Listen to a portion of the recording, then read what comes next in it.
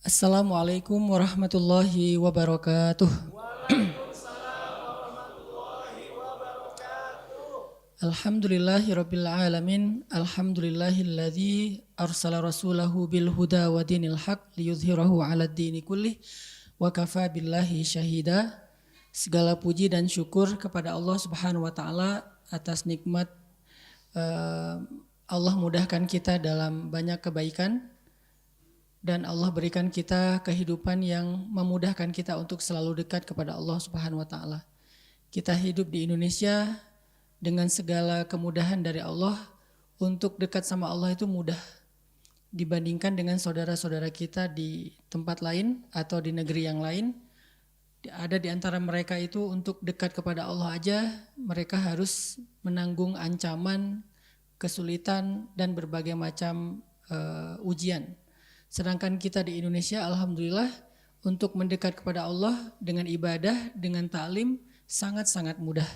Ini perlu kita syukuri sehingga nanti Allah selalu menjaga kebaikan dan kemudahan ini untuk kita. Jadi jangan banyak mengeluh.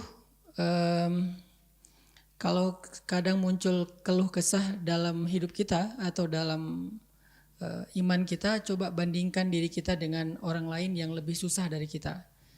Kadang ada orang yang ngeluh depan saya tentang, Ustadz gimana nih negeri kita, kayaknya kita gak mungkin bangkit, kayaknya Islam apa dan seterusnya.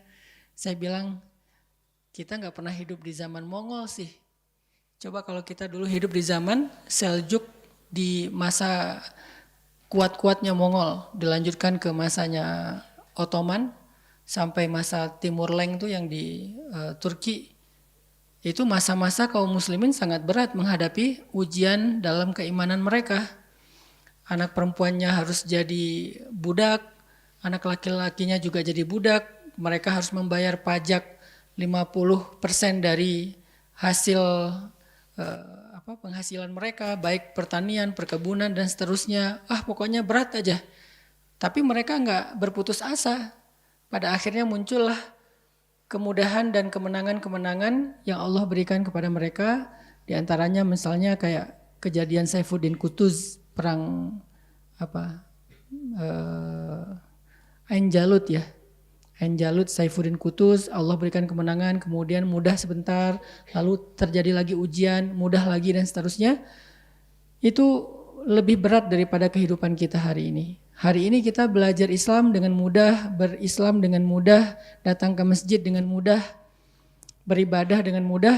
Semua itu adalah anugerah dari Allah yang harus kita syukuri dan kita jaga, bahkan kita jadikan sebagai kesempatan kita untuk berlomba-lomba dalam kebaikan.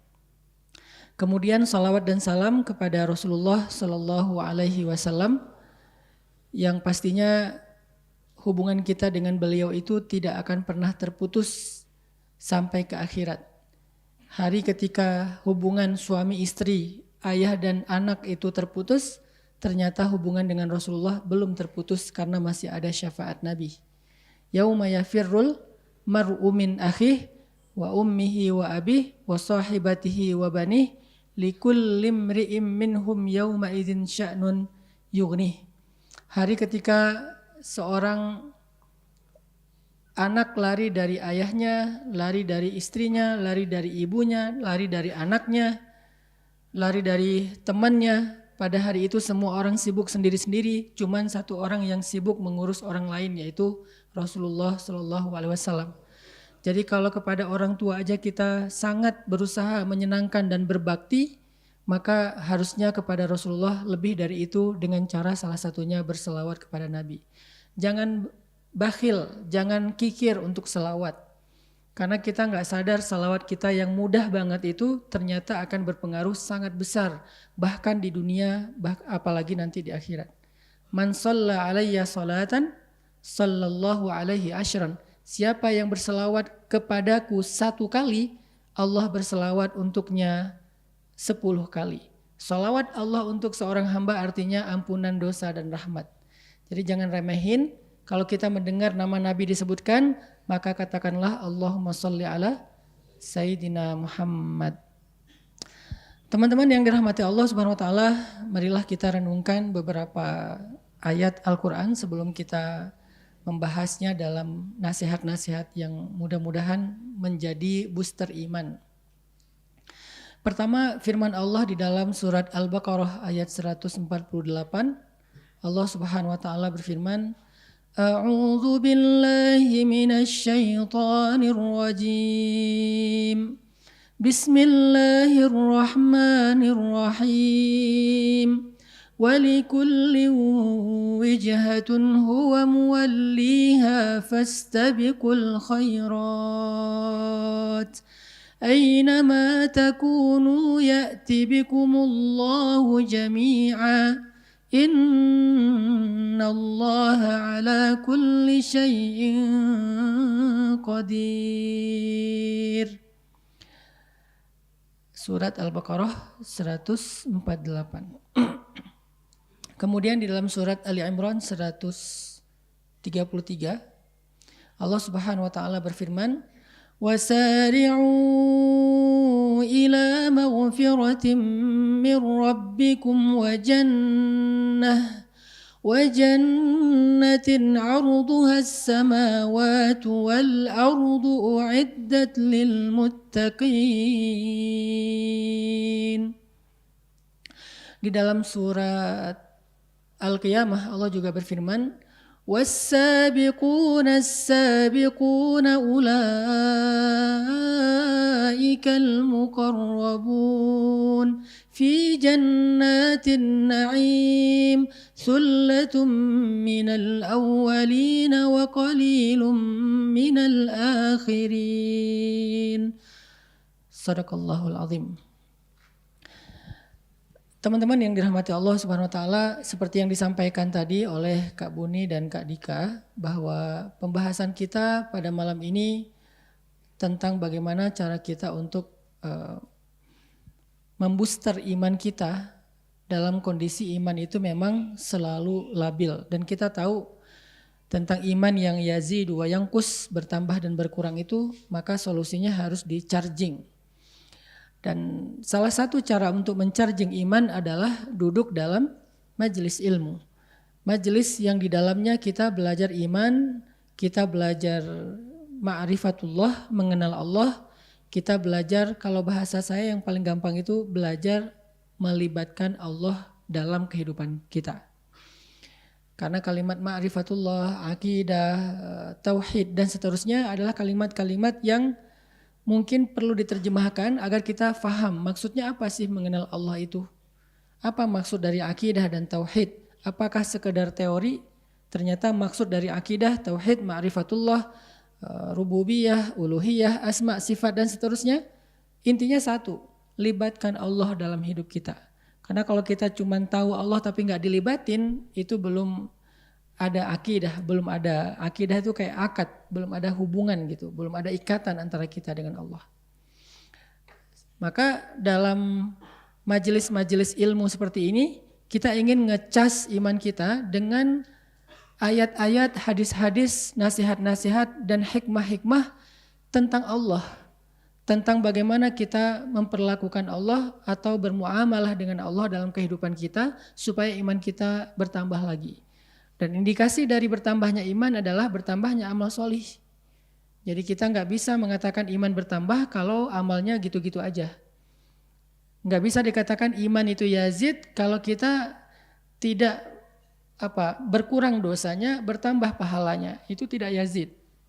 Jadi iman itu di-recharge, indikasinya adalah bertambahnya amal solih. Bahkan pertambahan amal solih itu tidak hanya sedikit, tetapi dia nambahnya itu kerasa banget gitu, gairahnya, semangatnya. Itu berarti memang majelis ilmu tersebut adalah majelis iman, bukan sekedar majelis perdebatan. Nah, hari ini kita akan coba belajar iman, membooster iman kita, hati kita dengan ayat-ayat yang tadi saya baca.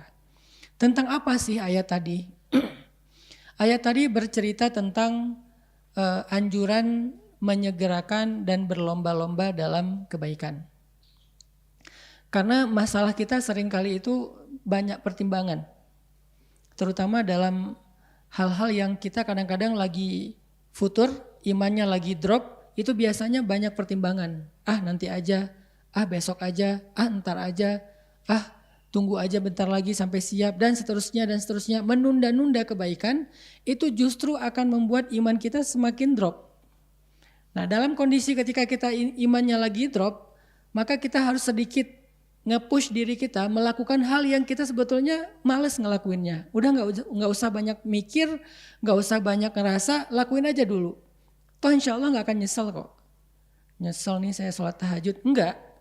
Nyesel nih saya ke masjid, enggak. Insya Allah kalau kita nge-push diri kita melakukan kebaikan itu nggak bakalan nyesel. Beda banget dengan orang yang melakukan dosa. Ada hikmah ya, ada sebuah quote yang saya suka sekali.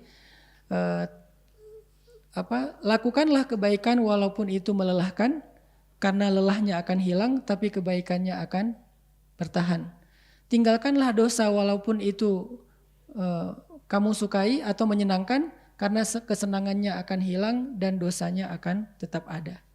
Jadi lakukanlah kebaikan walaupun berat atau walaupun susah, karena walaupun lelah, karena lelahnya akan hilang tetapi kebaikannya akan tetap ada. Tinggalkanlah dosa walaupun menyenangkan, karena kesenangannya akan hilang dan dosanya tetap ada. Jadi kadang-kadang kita emang harus nge-push diri kita untuk melakukan kebaikan walaupun lelah, karena lelah itu akan hilang.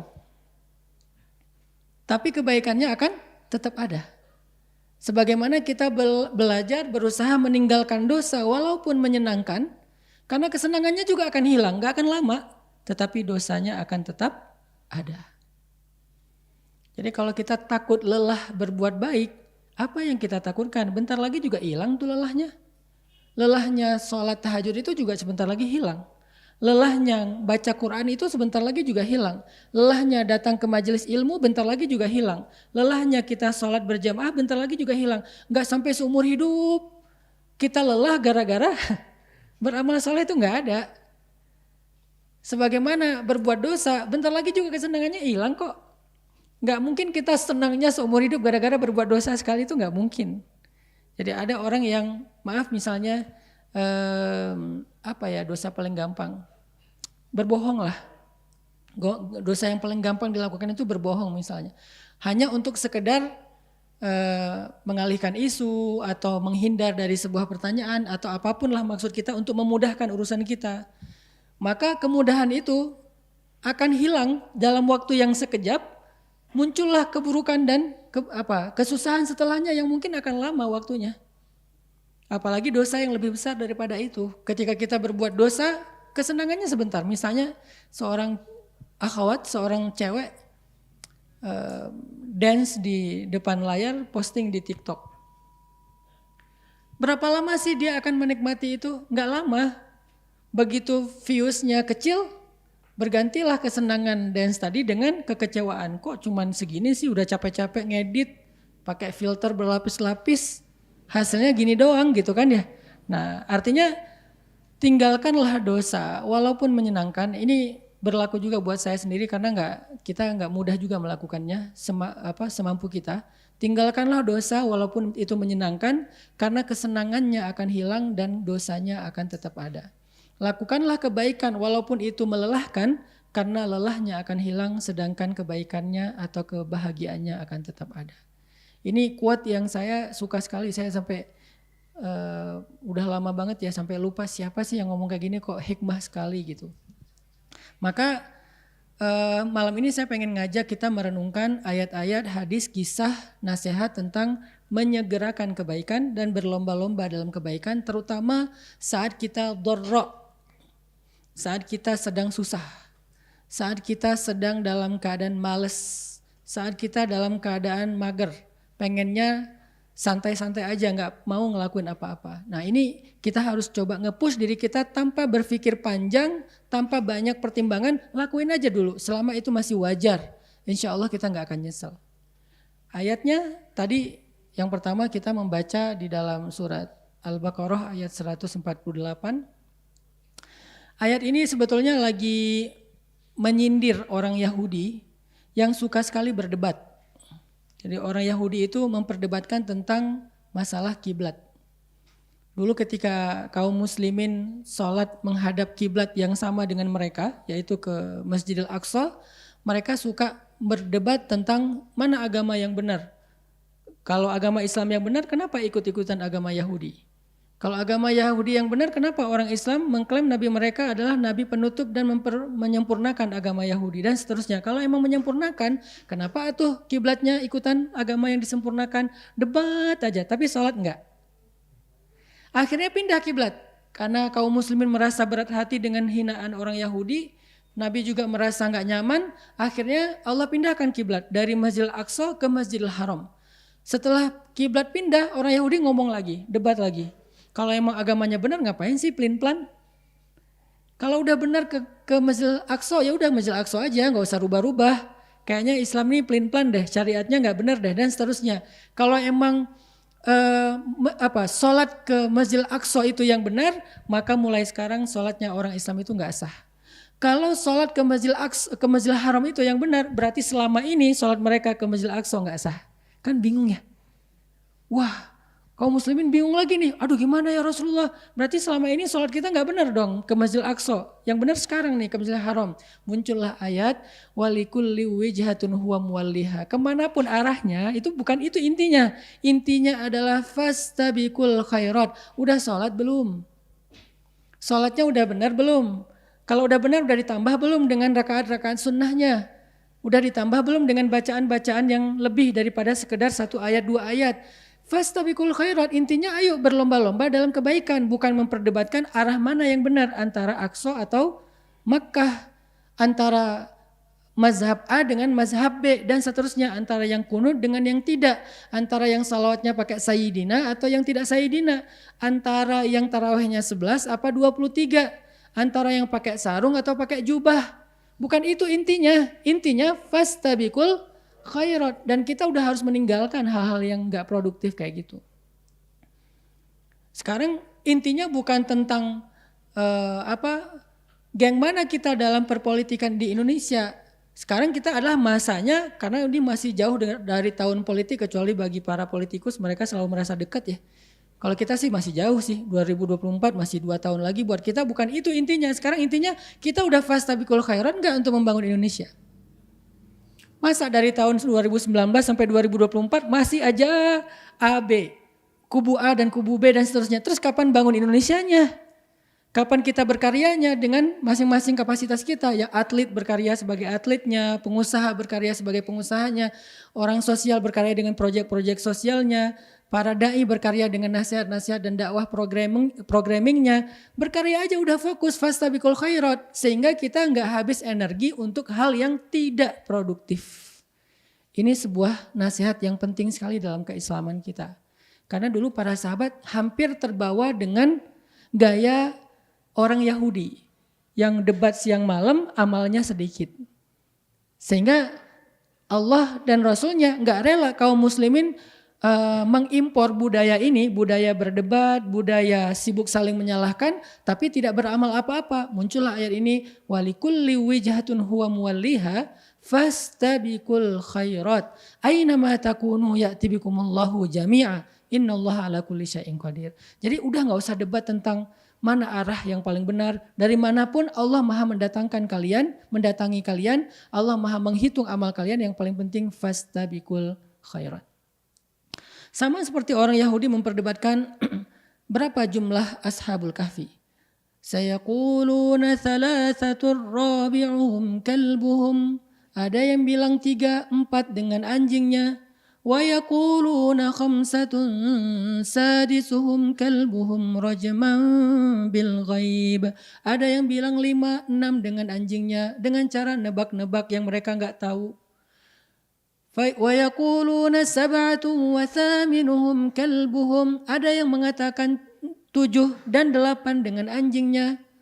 Katakanlah Allah lebih tahu jumlahnya. Fala tumari fihim illa mira'an zahira wa la tastafti fihim minhum ahada. Janganlah kamu mendebat mereka tentang hal-hal yang tidak terlalu berdampak kepada amal solihmu.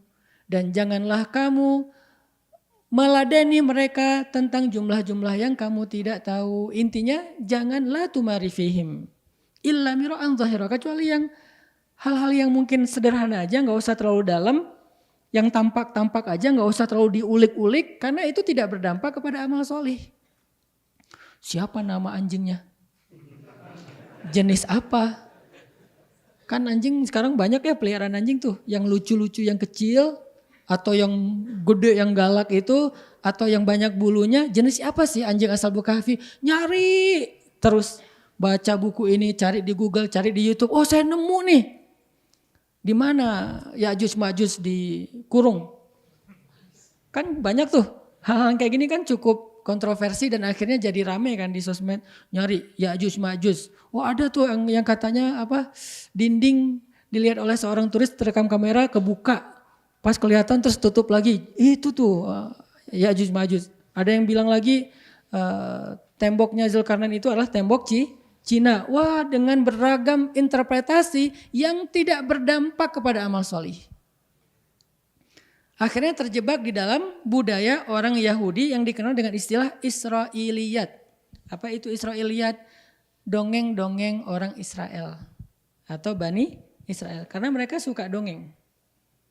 Nabi Sulaiman memiliki kalau nggak salah 1099 istri. Mendatangi satu persatu dalam satu malam semuanya. Saya nggak bisa ngebayangin. Ya udah jangan dibayangin. Mendatangi 99 istrinya dalam satu malam dan lupa bilang bismillah. Sehingga nggak ada yang jadi. Satu-satunya jadi setengah manusia setengah jin. Israiliyat udah. Dongeng orang Yahudi. Masa Nabi Sulaiman kayak gitu? Ini nggak pas untuk seorang nabi yang mulia. Tapi kan sensasi ya ceritanya. Nabi Yunus ketika dikeluarkan dari perut ikan nggak pakai apa-apa karena semua pakaiannya sudah rontok sehingga beliau dalam keadaan tidak berbusana. Ngapain kok ngebahas itunya Nabi Yunus? Yang dibahas di dalam Al-Quran itu bukan dalam keadaan apa Nabi Yunus dikeluarkan dari perut ikan, tapi doanya Nabi Yunus itu yang menggetarkan arasy sehingga yang menambah amal kita harusnya subhanaka inni kuntu minaz zalimin, itunya yang kita amalkan, bukan tentang bagaimana dikeluarkan dari perut ikan. Jenis ikannya apa? Apa megalodon? Dan seterusnya. Nah ini nih Israiliyat namanya teman-teman. Begitu juga dengan Nabi Daniel. Banyaklah.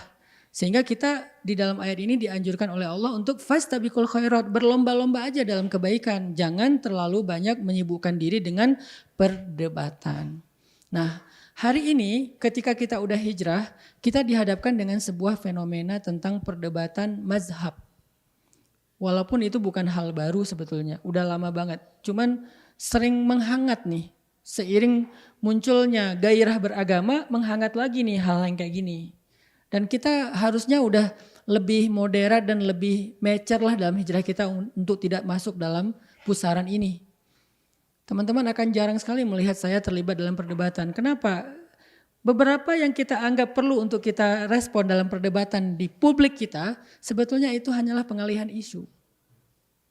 Kita sengaja diangkat-angkat terus tentang isu radikal, tentang masalah ini dan itu. Untuk apa? Supaya kita ngebahas ini aja. Karena sifat dari kita tuh kan memang senang ngebahas sesuatu ya. Bahas ini aja, jangan yang ini ya. Jangan penemuan sebuah tambang emas terbesar di dunia yang baru nih yang mau dikerjain itu jangan dibahas ya. Karena ini biarin aja senyap jalan. Yang ini aja yang dibahas. Mana yang radikal, mana yang gak radikal, mana mazhab ini, mana mazhab itu, mana yang masuk neraka, mana yang masuk surga. Kita sibuk gitu dengan teman kita, lo neraka lah, gue yang surga ya. Semua yang lain neraka kita doang. Itu tuh sebagiannya, gak semuanya ya. Sebagiannya emang pengalihan isu dan kita terjebak di dalam hal itu. Opini publik yang dibangun. Walaupun kita anggap saya harus bela nih. Idealisme saya, ideologi saya. Ya gak salah niat antum, spirit teman-teman tuh gak salah. Tapi kita harus lihat ada agenda apa di belakangnya. Terus gimana dong kalau kayak gitu? Cukup sekali tapi jangan larut. Kalau bisa jangan berdebat, bentuknya edukasi. Kalau ada yang keliru ya kita edukasi, kita jelaskan mana yang benar, udah selesai. Tapi jangan diladeni debatnya. Kalau saya mau ngeladeni debat di komen, banyak yang kayaknya renyah banget untuk diladeni nih. Replay aja. Biasanya ketika saya replay, insya Allah teman-teman akan nge-replay balik, akhirnya itu penuh kan. Jadi berudul bawahnya kan ya, akhirnya dia delete sendiri. Bisa aja kayak gitu. Atau di akun orang akhirnya dia dimatiin komennya, bisa kayak gitu. Muncul sensasi, wah saya berhasil bikin dia akhirnya nggak nyaman matiin komen, saya berhasil neken dia. Buat apa? Ini namanya walikulli wijhatin huwa muwalliha. Yuk kita beramal aja, fastabiqul khairat. Fokus aja dengan beramal. Jangan tentang perdebatan. Kalau ada yang berdebat kita dari saudara kita yang lain, mungkin dia belum matang dalam hijrahnya. Masih sensasi. Yang dibahas hal-hal yang mungkin bukan hal yang cukup urgen juga. Walaupun gak ada salah dibahas, cuman gak urgen-urgen banget sih dalam keislaman kita. Kayak misalnya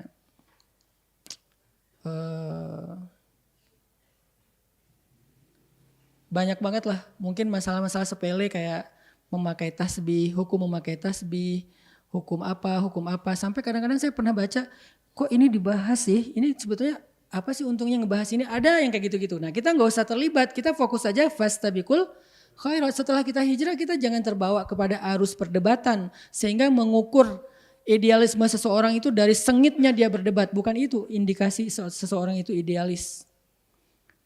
Dai yang paling idealis tidak selalu yang paling vokal. Dai yang idealis itu kadang dia silent tetapi konsisten dan cukup komitmen dengan apa yang sedang dia lakukan. Dia terus bertumbuh. Jadi ada istilahnya silent change. Jadi perubahan dalam senyap itu terjadi, perubahan. Oh kok jadi gini? Nah itu tuh idealis juga loh, nggak harus kayak gitu. Coba hijrah sebagai tren, kan itu nggak dijadikan sebagai narasi yang koar-koar kan. Teman-teman mungkin sebagian besar belum ikut tarbiyah saya. Kalau ikut tarbiyah saya, loh kok beda banget dengan taklim, nggak ngebahas jomblo, nggak ngebahas patah hati, nggak ngebahas galau. Yang dibahasnya apa? Kurikulum pergerakan, kurikulum dakwah. Kok nggak dibahas di umum? Karena emang bukan konsumsi publik. Dia untuk para aset-aset dakwah supaya mereka tahu bagaimana cara berdakwah itu dijalanin. Alhamdulillah akhirnya punya beberapa amanah-amanah baru dan itu semuanya menunjukkan idealisme kita juga dalam dakwah, enggak harus selalu berbanding lurus dengan lantangnya suara dan panjangnya narasi. Sehingga kalau teman-teman mau nunjukin ekspresi bahwa saya idealis, saya setia, loyalis terhadap idealisme saya, ideologi saya, jangan tunjukkan hanya dengan narasi yang panjang dan lantangnya suara. Tunjukkan dengan karya konkret yang berdampak secara sosial. Apa dampaknya terhadap negara kita, terhadap bangsa kita, terhadap umat kita, terhadap masyarakat kita? Apa dampak antum hijrah itu apa? Setelah hijrah apa dampaknya buat keluarga dulu deh. Buat ayah, ibu, adik, keluarga di rumah, apa dampak teman-teman setelah hijrah itu apa dampak di rumah? Oh sekarang di rumah udah gak ngerepotin orang tua lagi. Sama adik kakak udah gak suka berdebat, udah ngalahan. Sama orang tua udah lebih santun. Di rumah udah jadi teladan dalam akhlak-akhlak yang baik. Itu tuh dampak yang konkret, itu aja fokus fastabiqul khairat. Bukan makin hijrah, makin sengit perdebatan di rumah. Nanti ibu hijrah, ayah hijrah, anak hijrah, udah jadi dewan perdebatan tuh, komunitas debat. Rumahnya rame aja di meja makan, belum juga nyendok nasi, udah ini gak benar nih. Wah kata siapa? Allah berfirman, masing-masing punya dalil kan. Semua Allah berfirman, semua Rasulullah bersabda, gak selesai, akhirnya gak jadi makan, piring terbang. Nah ini artinya teman-teman kita kurang fastabiqul khairat. Coba fokus aja beramal deh, fokus aja berkarya deh. Anak muda terutama karena dakwah saya pengen segmen anak muda. Anak muda coba jangan terjun terlalu dalam, bukan gak boleh ya, terlalu dalam arus perdebatan. Baik itu dalam urusan ideologi Islam kita, apalagi dalam urusan yang lain. Boleh tapi yang sifatnya konstruktif, edukatif, bukan destruktif dan tidak produktif. Harus konstruktif. Apa dampaknya dengan narasi ini? Apa edukasi yang kita share di tengah masyarakat dalam membentuk opini mereka tentang kebenaran? Kalau nggak ada ya berarti ya kita tahan diri. Intinya fastabiqul khairat itu adalah sindiran Allah kepada orang Yahudi yang terbiasa berdebat. Siapa nabi terakhir? Harus orang Bani Israel dong. Dia punya ciri-ciri ini. Begitu nabinya muncul, kok bukan Bani Israel? Kok orang Arab? Gak mau Akhirnya mereka menghindar. Mereka mengingkari kebenaran dari risalah Nabi terakhir itu. Ini bukan fokus kepada amal solih. Tapi fokusnya kepada perdebatan dan mempertahankan pendapat.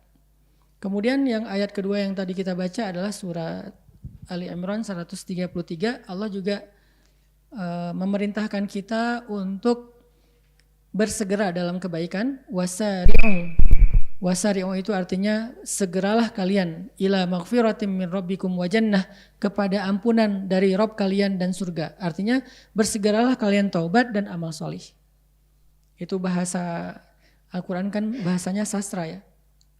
Wasari'u ila maghfiratin min rabbikum, bersegeralah kalian kepada ampunan dari Rabb kalian. Maksudnya segera taubat. Astaghfirullahalazim. Maka setiap kali kita berbuat dosa, kata Nabi, iringilah keburukan kalian dengan kebaikan. Maksudnya iringilah dosa kalian dengan istighfar dan taubat. Setiap kali kita berbuat dosa, langsung astaghfirullahalazim. Salah ngomong astaghfirullahalazim. Kepancing emosi astaghfirullahalazim. Segera, jangan tunggu nanti. Kenapa? Narasi paling sederhananya kan kita nggak tahu usia kita, itu yang paling sering. Tapi narasi lain adalah kenapa harus ditunda kalau itu sebuah kebaikan? Belum siap, nggak apa-apa. Kalau kita merasa belum benar-benar siap, memangnya kita siapnya kapan? Setahun lagi, 2 tahun lagi, kita belum tahu juga kapan kita siap. Dengan kita istighfar, dengan kita menyegerakan kebaikan, kita berharap Allah yang akan mentaufikkan kita, membantu kita dalam proses itu. Jadi nggak usah nunggu siap. Kayaknya kalau saya istighfar sekarang nanti buat dosa lagi sia-sia deh. Kata siapa? Allah nggak pernah berputus asa mengampuni dosa kita walaupun sekian ribu kali dalam sehari. Kenapa kita berputus asa meminta ampun? Allah ngasih aja nggak putus asa. Masa kita minta putus asa? Kan minta itu nggak ada yang hilang, malah dapat. Yang ngasih kan memberi kan. Kalau ibarat manusia tuh kehilangan sesuatu walaupun Allah tidak kehilangan apapun. Jadi Allah aja yang ngasih, nggak pernah berputus asa. Kita istighfar nih, Allah kasih ampunan. Buat dosa lagi, istighfar, Allah kasih lagi. Sehari 1000 kali kita kayak gitu, sehari 1001 kali Allah ngasih ampunan. Terus apa masalah kita untuk nggak minta ampun? Nggak enak sama Allah, Allah aja enak. Kita yang kegeeran ngerasa kayak gimana gitu ya. Kayaknya kita memperlakukan Allah kayak gimana? Enggak. Kecuali kita nggak serius minta ampunnya. Istighfar aja dulu. Kan Allah mah senang kayak gitu. Jangan, jujur walaupun lemah. Mending jujur lemah daripada main-main. Astagfirullahalazim. Tapi nggak serius, mending astagfirullahalazim.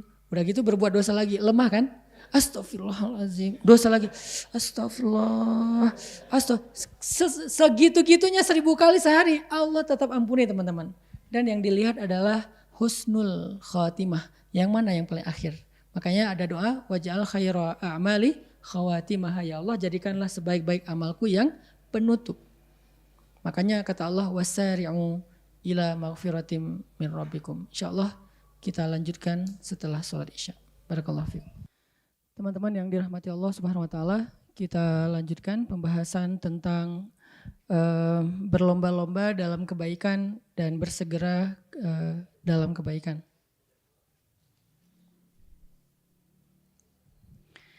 Tadi kita membaca surat Ali Imran ayat 133,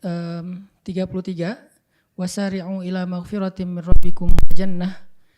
Jadi Allah meminta kita untuk bersegera atau tidak menunda-nunda waktu.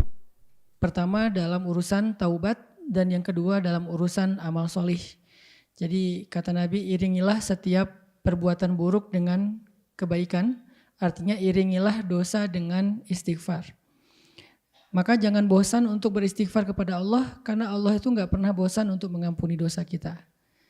Allah gak pernah bosan untuk ngasih kita taubat, menerima taubat kita. Allah gak pernah bosan untuk mendengar ucapan astaghfirullahalazim walaupun sehari 1000 kali setelah 1000 kali berbuat dosa. Allah gak pernah bosan. Jadi jangan sampai kita berputus asa dengan merasa tidak pantas untuk bertaubat dan beristighfar setelah sekian kali kita mengulangi kesalahan yang sama karena kelemahan kita, bukan karena kita mempermainkan Allah. Karena insya Allah kita nggak mungkin niat kita mempermainkan Allah. Yukhadi'una Allah walladzina amanu wa ma yakhda'una illa anfusahum. Jadi kalau kita mengelabui Allah, mempermainkan Allah, kita hanya mempermainkan diri kita sendiri. Nggak mungkin. Terus kalau kita ngelakuin dosa berulang kali gimana? Ya Mudah-mudahan itu bukan karena kita mempermainkan Allah, mudah-mudahan karena kita memang lemah. Berkali-kali kita tergelincir kepada dosa karena lemah, tapi setelah itu langsung iringi dengan istighfar lagi, iringi dengan taubat lagi. Karena yang paling Allah lihat adalah bukan prosesnya, nanti akhirnya. Mana akhirnya? Taubat atau dosa? Kalau akhirnya adalah astaghfirullahalazim dan gak sempat melakukan dosa yang berikutnya, tetapi dia udah mengiringi dosa yang sebelumnya dengan istighfar, maka dia adalah orang yang memperoleh husnul khatimah.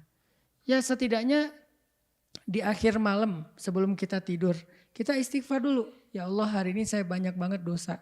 Dari mulai bangun tidur tadi pagi udah dosa, di sosmed dosa, di jalan dosa, ketemu orang dosa, dalam kesendirian pun masih banyak dosa. Ya Allah, ampunkanlah dosa saya hari ini. Istighfar sebelum tidur dengan istighfar yang jujur dan sungguh-sungguh. Walaupun kita gak yakin besok kita akan bersih. Dan kemungkinan besok kita kotor lagi, walaupun harapannya kotornya gak sekotor kemarin. Tapi bisa aja besok lebih kotor dari kemarin dan kita gak pernah tahu karena kelemahan kita. Setidaknya malam itu kita menutup malam dengan taubat, istighfar.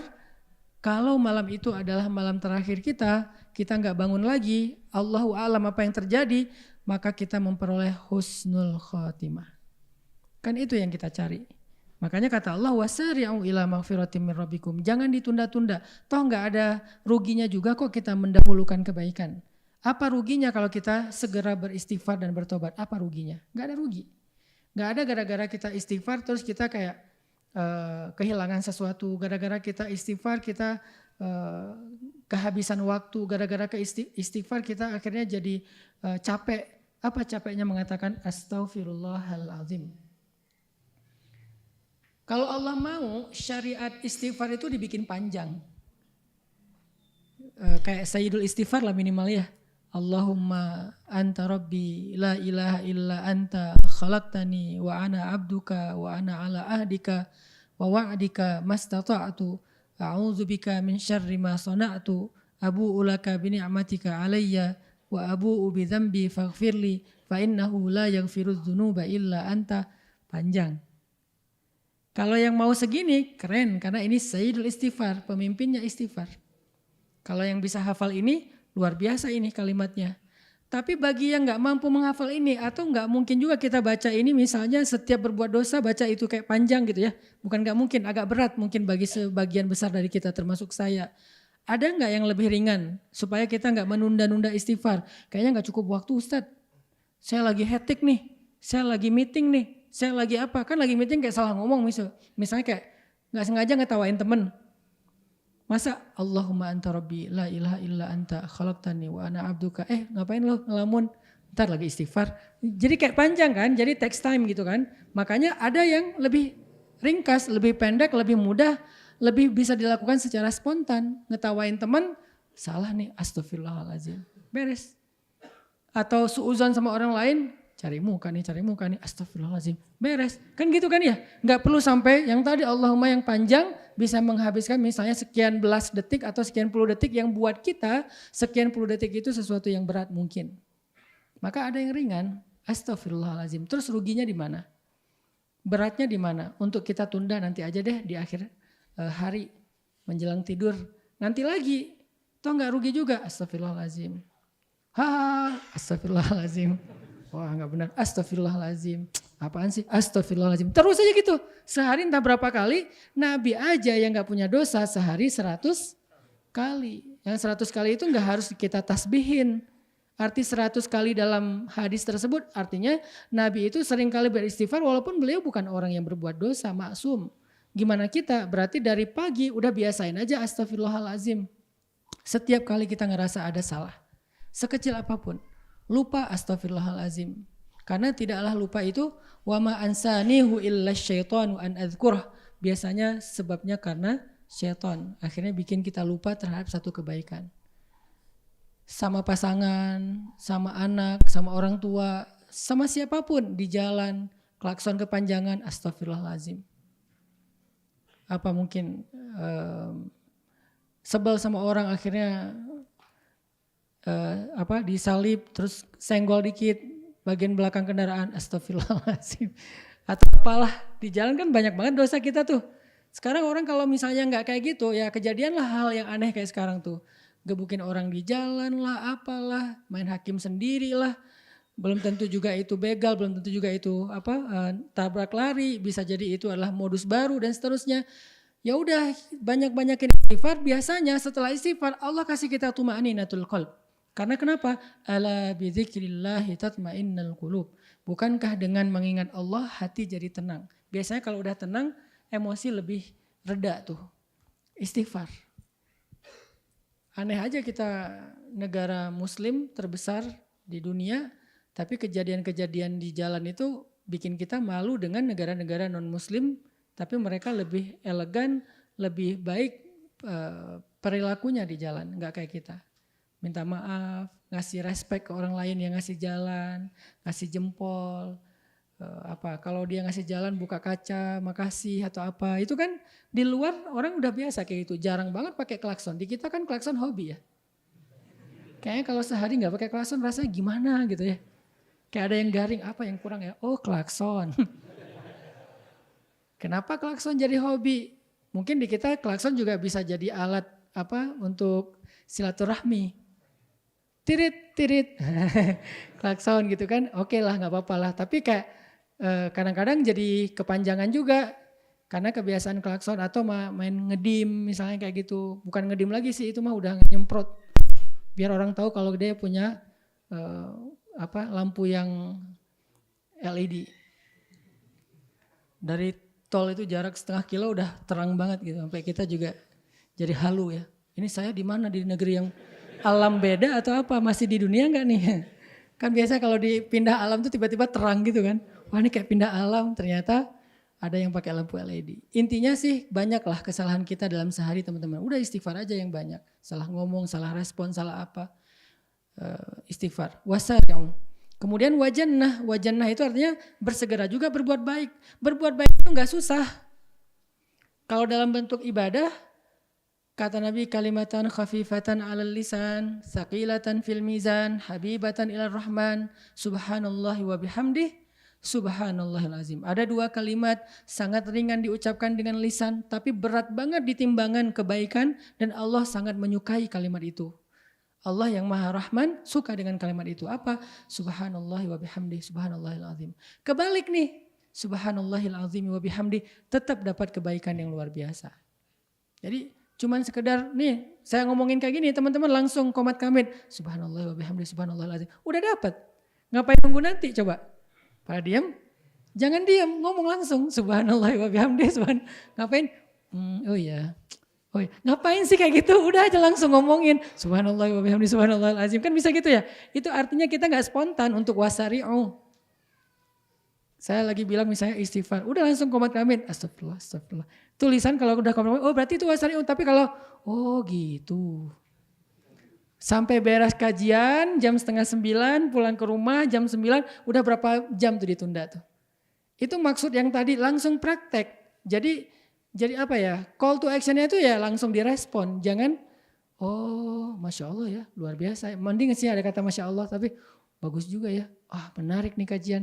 Banyak kalimat narasi yang bisa seharusnya diganti dengan subhanallah wa bihamdi astagfirullahaladzim, udah keganti tuh. Tapi kita menggunakan narasi yang lebih panjang. Apalagi sampai muncul kalimat celaan dan seterusnya kalau kita di luar masjid.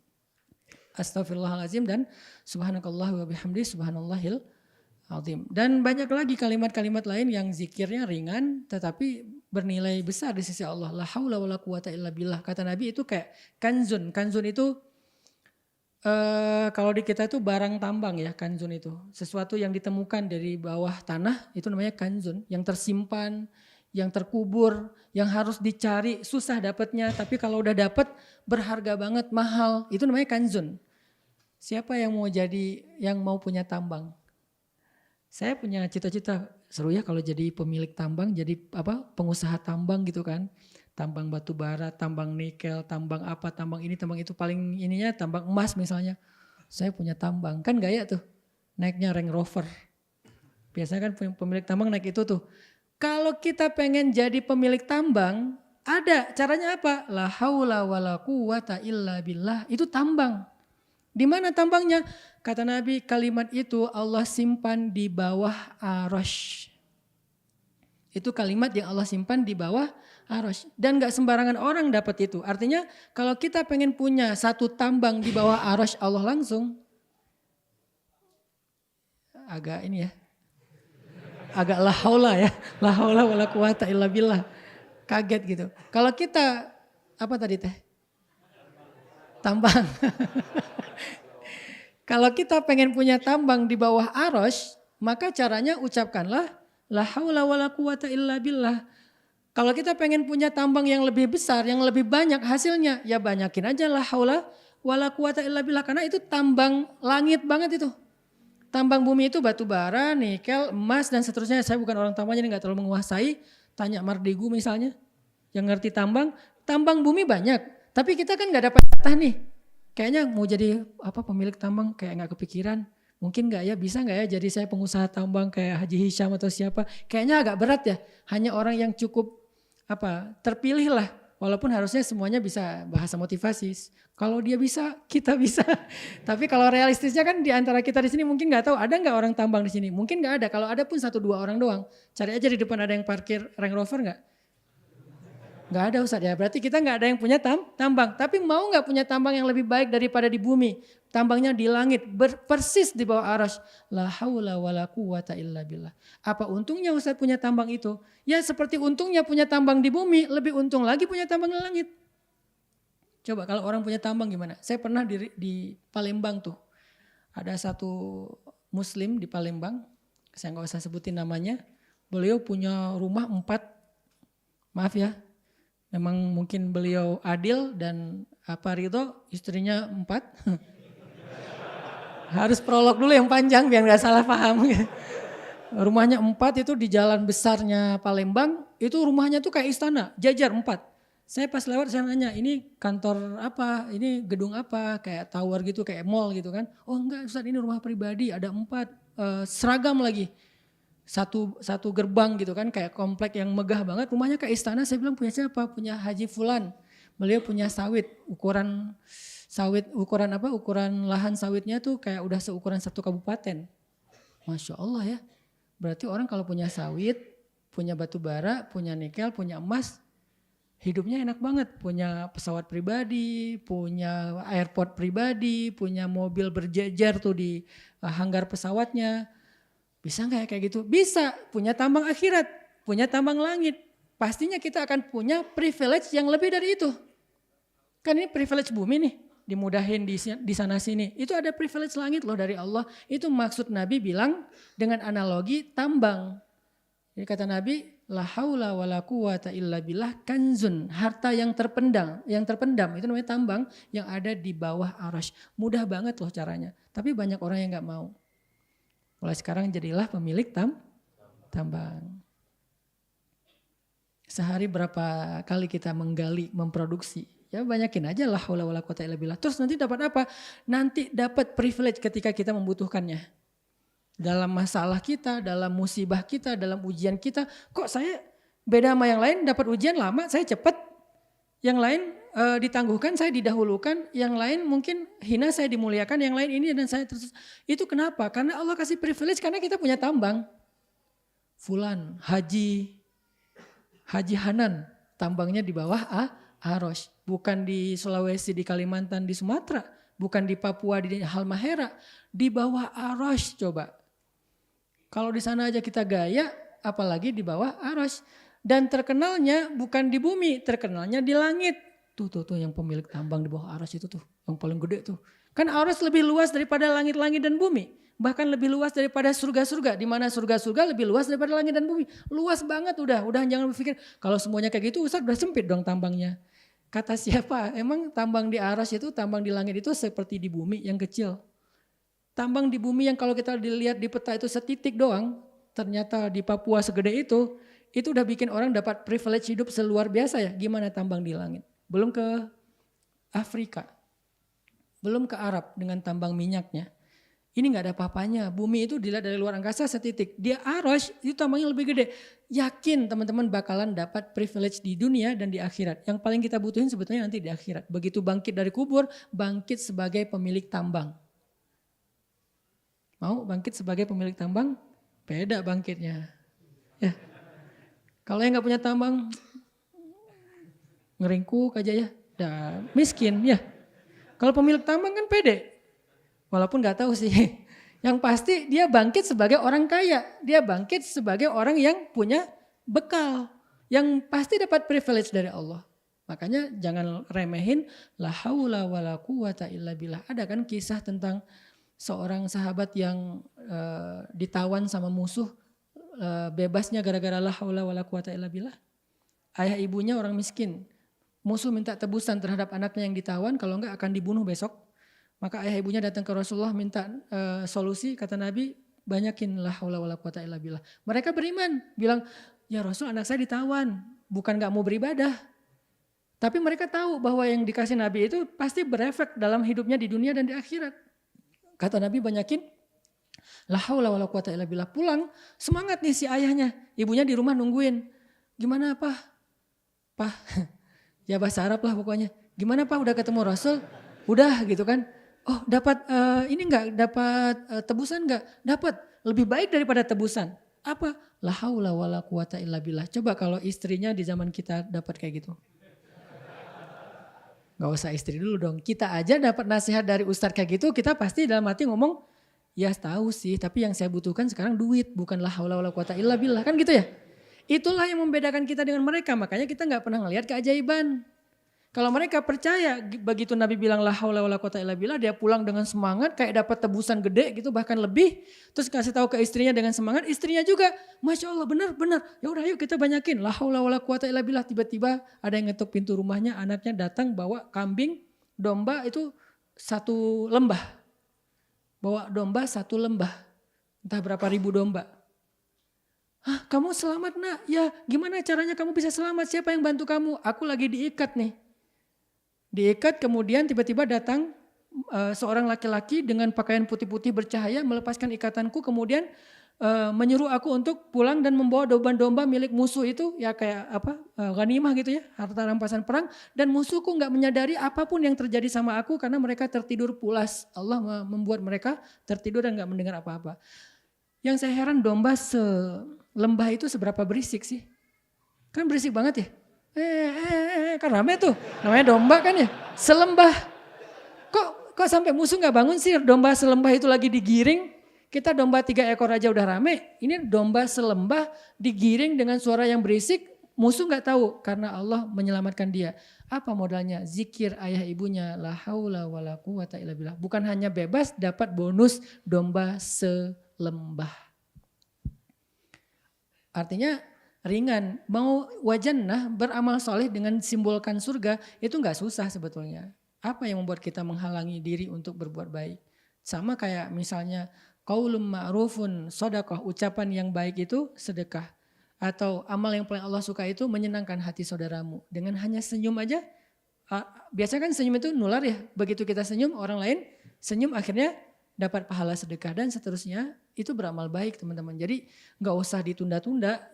Wasari'u aja, yang ringan-ringan yang kita mampu aja. Kalau yang berat mungkin memang butuh persiapan.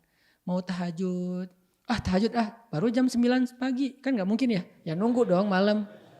Ya ada amalan yang memang kita harus nunggu waktunya, kita harus siapkan diri. Tapi jangan sampai kita gara-gara ada amalan yang gede-gede yang harus persiapan, kita jadi gak beramal yang kecil-kecil. Padahal yang kecil ini juga nilainya besar di sisi Allah.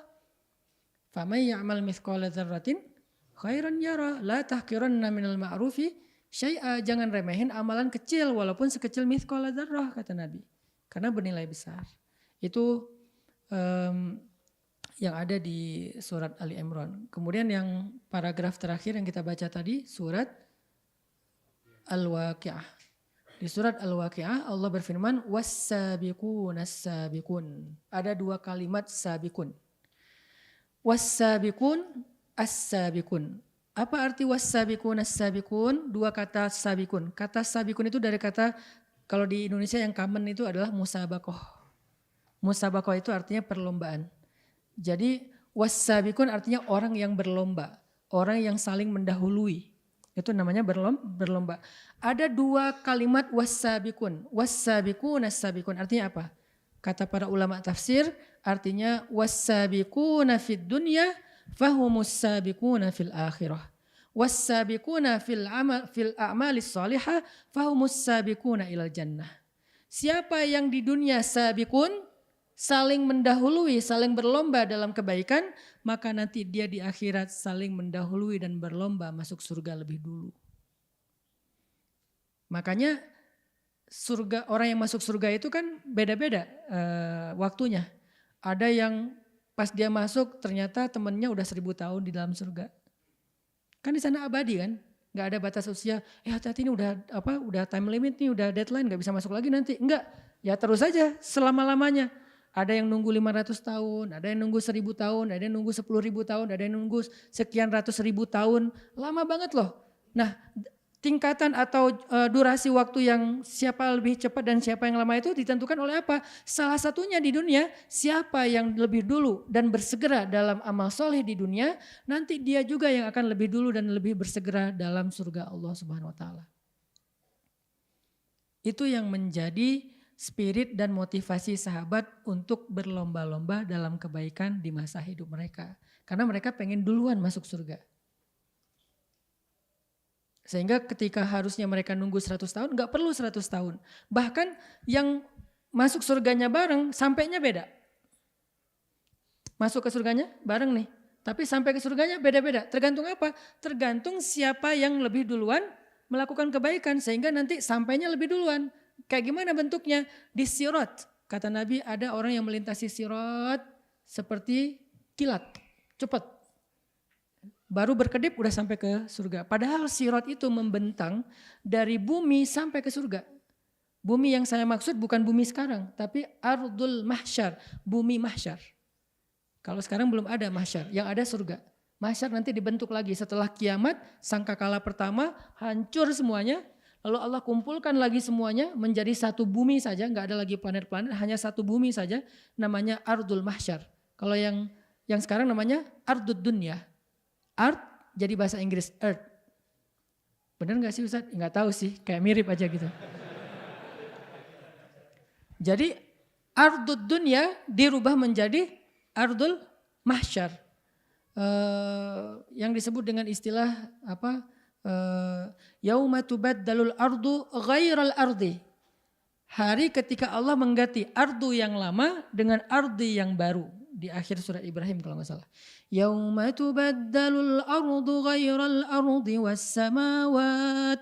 Hari ketika Allah ganti bumi yang lama dengan bumi yang baru. Apa arti bumi yang baru? Mahsyar. Jadi mahsyar adalah sebuah planet atau bumi yang ukurannya entah berapa ribu kali lipat lebih besar daripada bumi yang sekarang. Tapi bentuknya udah gak ada lagi gunung dan lembah, semuanya rata. Gak ada lagi lembah dan gunung, sehingga tidak bisa kita menghindar dari sengatan matahari. Kalau ada lembah kita masih bisa berlindung di balik gunung. Ini udah rata semuanya dan ukurannya lebih besar daripada sekarang. Yang jaraknya kalau 1000 kali lebih besar, pastinya lebih dari 1000 kali. Berarti jaraknya 1000 kali lebih jauh daripada jarak yang sekarang. Di mana orang dikumpulkan di Ardul Mahsyar itu? Di sebuah titik yang dulunya bekas Masjidil Aqsa.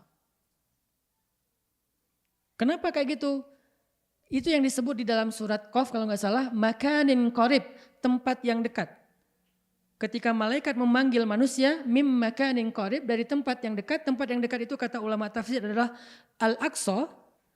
Maka manusia nanti akan dikumpulkan semuanya di Al-Aqsa, yang sekarang titiknya Al-Aqsa, Masjid Al-Aqsa Palestina. Di situ manusia dikumpulkan, disitulah manusia akan disidang, yaumul hisab, hari persidangan. Tapi jarak Al-Aqsa yang nanti beda dengan yang sekarang. Sekarang kita ke Al-Aqsa kalau naik pesawat 12 jam kali 1000. Kalau mahsyar itu lebih besar 1000 kali lipat. Tapi menurut para ulama entah sekian ribu kali lipat. Gak ada yang tahu persis. Pastinya sekian ribu kali lipat lebih besar daripada bumi yang sekarang. Kebayang gak kita yang meninggal di Indonesia nanti jalannya ke Al-Aqsa berapa lama? Kan dibangkitkan dari kubur masing-masing. Kalau kita dikuburkan di Indonesia nih, meninggal di Bandung. Dikuburkan di Bandung, bangkitnya di Bandung juga. Pas bangkit dari Bandung, mau jalan ke Al-Aqsa, sekarang aja kalau kita naik pesawat 12 jam, kebayang gak jalan kakinya berapa tahun? Mungkin 2 tahun, karena ada yang naik sepeda 1 tahun. Tapi sepeda. Dan itu bukan Al-Aqsa, sampai Mekah kan ya. Ada yang dari Jawa naik sepeda ke Mekah setahun, itu sepeda. Tapi nggak murni sepeda juga sih, naik kapal ya. Kalau seandainya darat semua mungkin dia 2 tahun karena kapal lebih cepat dari sepeda. Kalau naik sepeda aja ke Mekah 2 tahun, ke Aqsa mungkin 3 tahun, berarti jalan kaki dikali 2. Kalau misalnya jalannya cepat dan konstan. Kan jalannya nggak konstan. Jalan istirahatnya sebulan.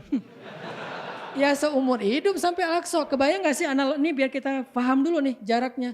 Kalau di dunia aja kita butuh waktu 10 tahun untuk sampai ke Al-Aqsa kali 1000. 10.000 tahun baru sampai ke titik hisab. Lu belum dihisab loh. Dari dibangkitkan baru sampai ke sana itu 10.000 tahun. Sementara yang lain-lain udah di surga entah di gimana-mana tuh. Udah keliling-keliling, udah staycation, udah healing, udah apa. Kita masih aja kemana mbak, kemana mas? Ke Aqsa. Ke Aqsa baru berapa lama? Baru juga 1000 tahun. Baru 1000 tahun. Karena jaraknya 10.000 tahun. Kalau jalan kaki, nggak bawa bekal. Gimana kalau bawa bekal? Bukan ransel, yang dibawa apa? Dosa yang lebih berat daripada 7 lapis bumi. Apa salah satu dosa yang paling berat yang dipikul seperti memikul 7 lapis bumi? Dosa memakan harta waris secara haram. Mengambil yang bukan haknya di dalam waris. Itu kan kayak memikul tanah 7 lapis tanah loh. 7 lapis bumi kita pikul. Kebayang gak jalannya kapan sampainya? Gak bisa jalan, ya udah merangkak juga gak bisa. Gitu-gitu aja terus.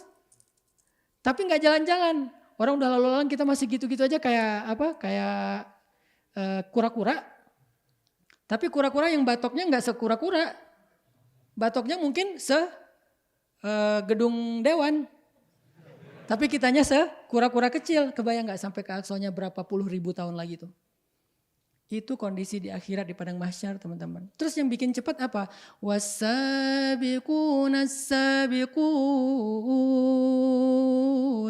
Orang yang di dunia sabiqun, nanti di padang mahsyar sabiqun. Lebih dulu. Ninggalin yang lain, cepat. Karena hari itu kita gak sempat mikirin yang lain. Mikirin diri sendiri dulu. Kalau udah selamat baru mikirin yang lain. Biasanya udah masuk surga, keluar lagi tuh. Mana saudara saya? Mana orang tua saya? Mana pasangan saya? Oh lupa meninggalnya jomblo misalnya. Ya udah deh mana sahabat saya deh gitu ya. Maaf ya. Insya Allah nanti di sana ada pasangan kok. Mana pasangan saya, mana anak saya, mana sahabat yang ikut taklim bareng dengan saya. Baru mikirin yang lain, tapi udah masuk surga dulu. Beda sama Nabi, Nabi gak masuk surga dulu beliau walaupun jatah beliau lebih duluan dan kunci surga ada di tangan beliau. Tapi beliau stay di mahsyar.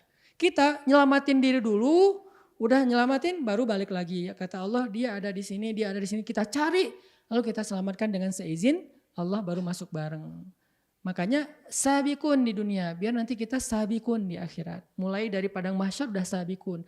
Enggak lagi butuh waktu 10.000 tahun. Itu pun kalau mahsyar itu 1000 kali lipat dari bumi. Yang kemungkinan kayaknya lebih dari 1000 kali lipat. Itu pun kalau kita jalan kaki tanpa beban. Kemungkinan besar kita bawa beban. Bebannya apa ya? Beban-beban dosa di atas pundak kita. Dosa-dosa besar yang kita belum taubat dengan taubatan nasuha. Mikul beban jalan ke sana. Dan perjalanannya nggak kayak di dunia, banyak pit stop. Yang di dunia kita bisa transit, yang di dunia kita bisa numpang, nginap di hotel, nginap di rumah teman dan seterusnya. Nggak ada tempat pemberhentian, jalan terus dan nggak ada bekal, nggak bisa minum, nggak bisa makan dalam keadaan lapar dan haus. Kebayang nggak tenaganya kayak gimana? Lemah banget. Benar-benar hari yang sangat susah hari itu tuh. Hari yang sangat susah. Nggak ada kesusahan di dunia yang setara dengan kesusahan di akhirat, nggak ada. Sesusah-susahnya hidup di dunia itu mah receh dibandingkan kesusahan di akhirat. Sehingga apa yang bisa bikin kita nanti mudah? Wasabiqun as-sabiqun. Itulah yang difahami sahabat, makanya mereka berlomba-lomba dalam kebaikan. Itu baru sampai ke Aqsa, titik makanin qarib untuk hisab. Dihisab di Aqsa, hisabnya juga beda-beda. Ada yang hisapnya lama, ada yang hisapnya cepat. Siapa yang dapat hisap yang cepat? Yang gak ditanyain satu persatu. Karena amalan kita itu ditanya lebih detail daripada audit apapun di dunia. Kita diaudit aja lama banget. Audit keuangan. Atau mungkin lebih ke pengadilan di dunia kan lama banget ya. Berkali-kali datang ke pengadilan. Belum beres, balik lagi. Minggu depan datang lagi. Hanya kadang-kadang masalah sepele. Atau seorang suami istri ketika istrinya menuntut untuk fasakh atau khulu, minta cerai, itu kan Pengadilannya aja berkali-kali sampai keluar surat cerai dari pengadilan agama misalnya. Itu aja ribet, baru satu kasus. Kebayang nanti di akhirat kasus kita sejak kita baligh usia 10 tahun udah mulai ditanya tuh. Satu hari mungkin hisapnya bisa sekitar 1 tahun lebih. 1 hari doang. Karena dalam 1 hari 24 jam itu entah apa aja dosa-dosa yang kita lakukan. Belum lagi dengan orang lain. Orangnya mana sekarang? Datangin dulu orangnya. Jadi saksi dulu. Debat dulu. Saling hujat dulu. Saling menuntut dulu dan seterusnya. Panjang. Terus siapa yang dimudahin hisapnya? Sehingga gak perlu pengadilan sepanjang itu dan langsung diputuskan dia bebas. Bahkan bukan hanya bebas. Dapat ganti rugi, bukan hanya dapat ganti rugi, dapat kebaikan. Siapa? Wasabiqun as-sabiqun. Di dunia penentuannya. Gak bisa lagi nanti di akhirat kita beramal soleh. Di dunia sekarang. Begitu dengar hayya 'alas shalah.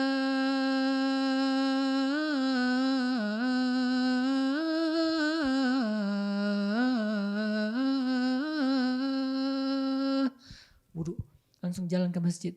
Wassabiqun as-sabiqun. Ingin mendapatkan di awal waktu bersama imam shaf pertama. Nanti urutan masuk surganya seperti urutan shaf. Shaf 1, shaf 2, shaf 3 dan seterusnya. Itu sangat menentukan. Enggak sekali dua kali. Mana yang paling dawam. Makanya enggak bisa kita jangan menghakimi orang lain. Wah saya tahu sekarang siapa yang bakalan paling telat masuk ke surga. Tuh lihat yang istiqomah di belakang tiang. Asal sholat pasti di belakang tiang. Belum tentu. Artinya kita juga kan belum tentu sampai akhir hayat kita bisa kayak gitu kan. Makanya yang dawam dalam kondisi wassabiquna fid dunya. Itu yang nanti akan menentukan fahumus sabiquna fil akhirah. Sekarang kita baca beberapa kisah.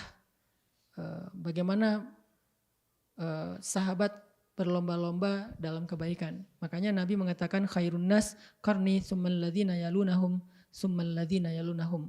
Sebaik-baik manusia atau generasi adalah generasi aku. Kenapa? Generasi sahabat itu disebut sebagai khairul qurun atau khairun nas, sebaik-baik manusia, sebaik-baik generasi. Karena merekalah yang paling bergairah dan semangat dalam musabaqah fil a'malis sholihah. Berlomba-lomba dalam amal-amal soleh. Mereka yang paling baik. Nanti kita akan tahu gimana semangat mereka. Sekarang pertanyaannya kita mau gak niru dan mengikuti teladan mereka. Sehingga kita insya Allah juga menyusul mereka dalam berlomba-lomba untuk masuk surga Allah. Misalnya perlombaan para sahabat, ini ada contohnya adalah dalam berinfak di jalan Allah. Amarona Rasulullah sallallahu alaihi wasallam an natasaddaq wa wafaqa dzalika malan indi. Faqultu al-yaum asbiqu Aba Bakrin.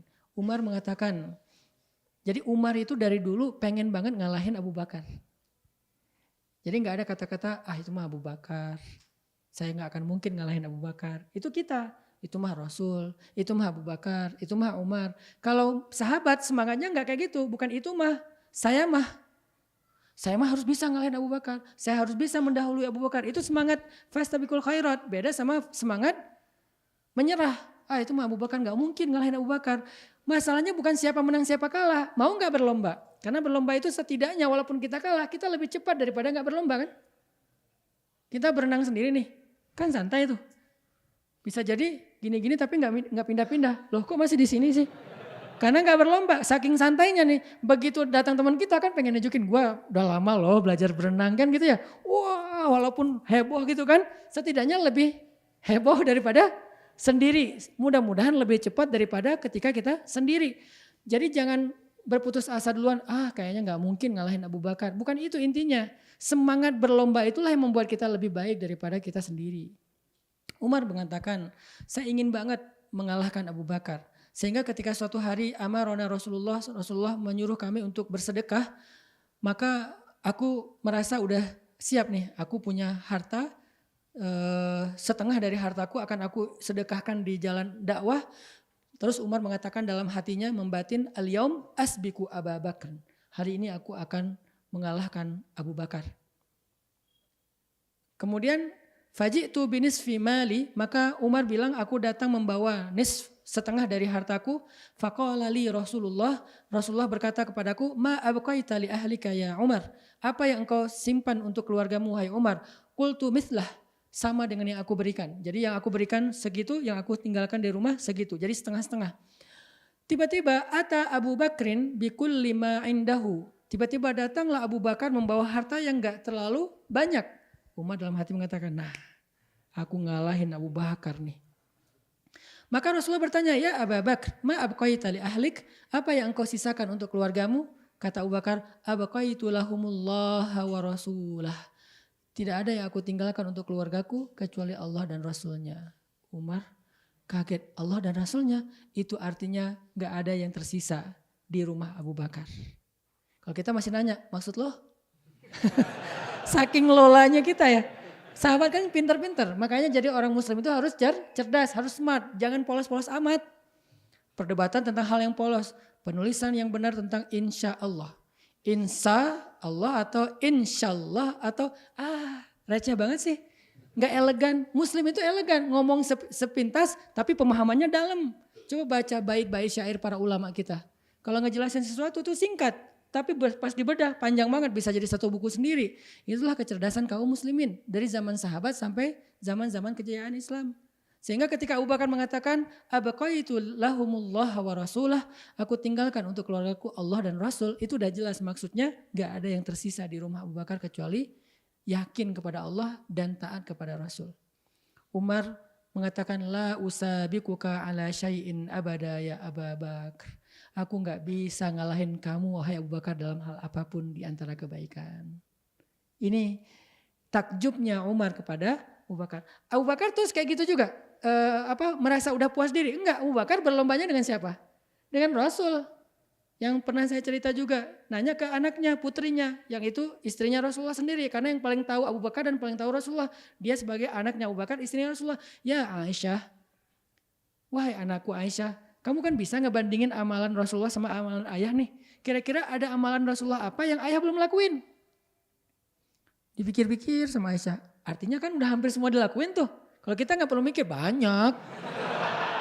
Kalau Aisyah kan mikir apa ya. Berarti kan Abu Bakar hampir sama Rasulullah. Sampai Aisyah aja harus mikir kan. Oh ada, Rasulullah selalu ngasih makan seorang pengemis tua yang buta yang ada di ujung pasar. Itu yang Abu Bakar gak tahu. Yang lain seolah-olah udah semuanya dilakukan sama Abu Bakar. Ini namanya fastabiqul khairat. Walaupun pada akhirnya Abu Bakar juga sadar gak akan pernah bisa ngalahin Rasulullah, setidaknya dalam urusan kelembutan dan kasih sayangnya Rasul, walaupun sama-sama ngasih makan, beda lembutnya. Abu Bakar nggak di rotinya nggak direndam dulu, nggak dihancurin dulu, langsung ngasih aja sampai orang keselak. Rasulullah rotinya karena ini orang tua udah ompong, ya direndam dulu sama air, dihancurin yang lembut, dikasih madu, disuapin sama orangnya tinggal telan. Abu Bakar, Pak ini. Orangnya, kamu siapa? Saya orang yang biasa. Enggak, beda. Apa bedanya? Orang yang sebelum kamu itu lembut. Dia kalau ngasih itu rotinya udah hancur, udah lembut. Saya tinggal nelen. Kamu tahu nggak siapa bapak orang yang biasa itu? Orang yang biasa itulah Rasulullah. Baru orang yang nangis karena selama ini orang itu ternyata selalu mencela orang yang di depannya yang ngasih dia makan. Coba bayangin kita digituin. Udah dicampur macam-macam ya. Ya ini Pak, silakan Pak, mudah-mudahan tenang di alam sana.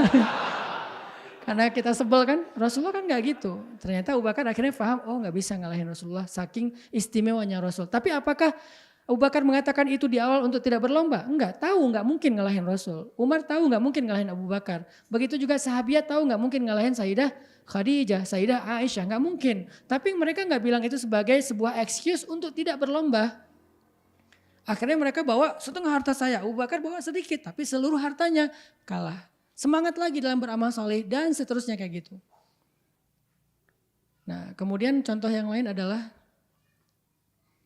suatu hari Rasulullah SAW sedang duduk bersama dengan para sahabat nih pagi-pagi nih. Inilah keseharian Nabi. Nabi itu gak banyak ceramah teman-teman. Jarang ada tablik akbar di zaman Nabi itu jarang. Apalagi sampai full 1 tahun tablik akbar. Keliling Hijaz. Jadwal tabligh akbar Rasul sudah penuh. Kalau mau waiting list tahun depan hubungi manajemen Rasulullah. Nggak ada. Terus Nabi ngapain? Dakwah Nabi itu daily life. Sehari-hari beliau tuh ya dakwah semua. Nggak ada khusus di majelis ilmu doang gitu. Jadi jangan sampai kita memahami bahwa yang namanya dakwah itu gini nih. Dakwah kayak gini hanya salah satu instrumen dalam dakwah. Dakwah yang real adalah yang ada dalam kehidupan kita sehari-hari bahkan di luar masjid. Apa dampak kita terhadap lingkungan? Itu dakwahnya. Nabi lagi nongkrong bareng dengan sahabat nanya, "Man asbaha minkumul yauma shaiman?" Siapa di antara kalian yang pagi ini sudah berpuasa, dalam keadaan berpuasa? Sahabat berdiri, salah satunya Abu Bakar mengatakan, "Ana ya Rasulullah." Yang lain juga bilang, "Ana ya Rasulullah." Kemudian Nabi nanya lagi, "Faman tabi'a minkumul yauma janazatan?" Siapa yang hari ini sudah mengikuti jenazah, mengiringi jenazah, ngangkut jenazah, kemudian menguburkan jenazah. Sahabat gantian yang berdiri, tapi ada satu orang yang berdiri lagi yaitu Abu Bakar mengatakan, "Ana ya Rasulullah." Nabi nanya lagi, "Faman at'ama minkumul yauma miskinan?" Siapa di antara kalian yang hari ini sudah ngasih makan orang miskin? Sahabat bergantian yang bangun. Abu Bakar bangun lagi, "Ana ya Rasulullah." "Faman ada minkumul yauma maridhan?" Siapa di antara kalian yang hari ini sudah menjenguk orang sakit? Sahabat bergantian lagi yang berdiri. Abu Bakar berdiri lagi, "Ana ya Rasulullah." Setiap Nabi menanyakan, mengabsen amal soleh mereka di pagi itu di waktu duha, mungkin jam 9, jam 10, jam 11 sebelum zuhur. Nabi nanya, sahabat angkat tangan bergiliran kecuali satu orang yang terus angkat tangan, dia adalah Abu Bakar As-Siddiq radhiyallahu anhu. Sehingga Nabi tersenyum mengatakan, "Majtama'na fi imri'in illa dakhalal jannah." Tidaklah semua amal itu ada pada kehidupan seseorang dalam satu hari kecuali dia masuk surga. Semuanya pada ngelirik ke Abu Bakar, merasa takjub dan cemburu. Akhirnya besoknya pagi-pagi rame tuh, nggak ada lagi yang nongkrong. Semuanya sibuk. Kalau ini kan nongkrong nih, ketemu Rasul. Mereka pikir ketemu Rasul itu udah selesai. Abu Bakar ketemu Rasul setelah berbagai macam amalan dilakukan dari sejak habis subuh. Mereka ketemu Rasul mungkin cuma satu amalan. Besoknya nongkrongan Rasul nggak kayak kemarin lagi. Udah pada sibuk, wah heboh sahabat, habis subuh udah keluar masjid, wah amal solehnya macam-macam, mana jenazah, mana orang mana orang sakit, mana orang miskin, wah heboh lah. Mereka nyari apa, jenazah, nyari orang miskin, nyari orang sakit, kayak kita nyari konsumen, kayak kita nyari objek buat bisnis. Mereka nyari mana jenazah, mana orang sakit, mana orang miskin, mana anak yatim. Sibuk sahabat. Kayak gitulah suasana Madinah di zaman Nabi ya teman-teman di pagi hari. Suasana kita hening. Habis subuh pada sakinah. Kalau mereka subuh itu memang nafas gairah subuh itu luar biasa. Makanya Nabi dengan semangat berdoa, "Ya Allah berikanlah keberkahan bagi umatku di waktu pagi." Arti keberkahan di sini tuh banyak amal solehnya. Pagi-pagi itu udah beres. Jadi jam 9, jam 10-nya sahabat udah sekian amal soleh dilakukan. Coba bedakan dengan amal soleh kita di jam yang sama. Mungkin masih jauh. Di sini ada pelajaran harusnya di waktu yang singkat kayak gitu aja kita udah melakukan banyak kebaikan. Itu pelajarannya. Abu Bakar di waktu jam 9, jam 10 pagi udah melakukan sekian banyak kebaikan. Sehingga Nabi mengatakan, "Majtama'na fi imri'in," tidaklah ketemu semua amal itu dalam satu orang dalam satu hari, illa dakhalal jannah, kecuali dia masuk ke dalam surga. Was-sabiqunas sabiqun. Itulah sahabat. Sullatum minal awwalin. Dulu banyak yang kayak gitu. Wa qalilum minal akhirin. Sekarang sedikit. Dulu sullah di situ bukan sepertiga. Jangan dihitung sepertiga berarti masih ada kesempatan 2/3 nih. Enggak kayak gitu sih hitungannya. Sullah di sini adalah sebuah kode, sebuah simbol. Dulu banyak. Kalau sekarang qalilun, tinggal sedikit. Sekarang yang tersisa yang sullatu minal awalin wa sullatu minal akhirin adalah ashabul yamin, golongan kanan yang beramal soleh. Tapi enggak sebergairah yang sabiqun as-sabiqun. Mereka juga masuk surga tapi beda. Derajat surganya, kenikmatan di dalam surganya, cepat masuk surganya berapa cepat, itu beda. Muncul lagi nanti kisah wasabiqun yang lain misalnya yang dikisahkan oleh Anas bin Malik dalam sebuah adegan perang Uhud, Nabi SAW menghunus pedang, kemudian bersabda, "Man ya'khudhu minni hadha?" Siapa yang mau mengambil pedang ini dari tangan aku? Sahabat semuanya, ana ya Rasulullah, rame-rame angkat tangan gitu. Saya ya Rasulullah, pengen ngambil pedang dari tangan Nabi karena itu kebaikan. Kemudian Nabi mengatakan, "Faman ya'khudhuhu bihaqqih." Terus siapa yang mau mengambil pedang ini dan menunaikan haknya? Apa hak pedang itu? Perang. Menebas musuh lebih dulu daripada yang lain. Jadi dia masuk duluan ke tengah-tengah musuh. Turunin tangan satu-satu. Jadi yang tadi, oh no ya Rasulullah, kayak wah gua berani. Wah. Pas kata Nabi, faman ya'khudhuhu bihaqqi, siapa yang mau menunaikan hak pedang ini? Maka kemudian sahabat mulai menurunkan tangan mereka satu persatu, saling noleh kanan kiri. Muncullah seorang sahabat yang bernama Simak ibnu Kharsyah Abu Dujanah. Dia mengatakan, ana akhudhuhu bihaqqi. Aku yang akan menunaikan haknya pedang itu ya Rasulullah. Rasulullah memberikan dengan senyum, dan kemudian Simak bin Kharsyah Abu Dujanah ini berangkat menunaikan hak pedang tersebut dan kemudian menyerang kaum musyrikin. Dia mendapatkan doa Nabi. Dia termasuk yang sabiquna fil jannah, yang mendahului yang lain dalam surga. Kisah yang kedua tentang masalah berlomba-lomba itu juga terjadi sama sahabat dalam perang Uhud, namanya Amr bin Jamuh. Mungkin sebagian teman-teman pernah dengar nama ini, Amr bin Jamuh. Amr bin Jamuh ini udah tua banget, terus kakinya pincang. Artinya nggak bisa jalan cepat apalagi lari. Dan mereka bukan sedang dalam kegiatan mau Car Free Day. Mereka bukan lagi mau ke mall. Kita kadang-kadang bawa orang tua ke mall juga kayak mikir-mikir ya. Nanti kapan beresnya, turun dari mobil pelan-pelan, masuk ke lobi mall pelan-pelan, mau naik tangga gak bisa, harus nunggu liftnya ngantri, kan gitu kan? Mikirin orang tua ke mall, apalagi mikirin orang tua ke Car Free Day, mikirin ke lapangan mau olahraga, susah bawa orang tua. Ini bukan Car Free Day, bukan olahraga, bukan mall, ini mau perang Uhud. Amr bin Jamuh punya anak laki-laki 4 yang juga ikut berperang dalam perang Uhud. Dia bilang ke Rasulullah, saya ingin ikut berjihad bersama Rasulullah. Anaknya ngumpul sama ayahnya bilang, ayah biar kami wakili ayah. Ayah gak usah ikut, ayah kan gak mampu. Kaki ayah pincang, ayah udah kakek-kakek. Gak perlu juga untuk berjihad karena ayah dianggap orang yang punya uzur. Biar kami yang mewakili ayah. Apa kata Amr bin Jamuh? Kalian pikir cuman kalian yang pengen masuk surga lebih dulu? Kalau kalian berangkat, kalian syahid, kalian masuk surga lebih dulu daripada ayah. Ayah nganggur di dunia. Bahasa dia, apakah ayah akan tua dalam keadaan tidak ngapa-ngapain? Bahasa kita, nganggur di sini sendiri, kalian masuk surga duluan. Enak aja kata Amr bin Jamuh, ayah jangan ikut, ditahan-tahan sama anaknya. Akhirnya dia ngadu ke Rasulullah, ya Rasulullah, anak saya menahan saya dari untuk masuk surga. Kaifadzalik, gimana maksud kamu wahai Amr bin Jamuh? Saya pengen berjihad, pengen membela agama Allah, pengen membela negara Islam, malah ditahan-tahan sama anak saya dengan alasan kaki saya pincang. Emangnya yang masuk surga hanya yang sehat-sehat aja? Wah luar biasa nih semangatnya. Akhirnya Rasulullah mengizinkan beliau dan beliau mendapatkan apa yang beliau inginkan, syahid di dalam perang Uhud.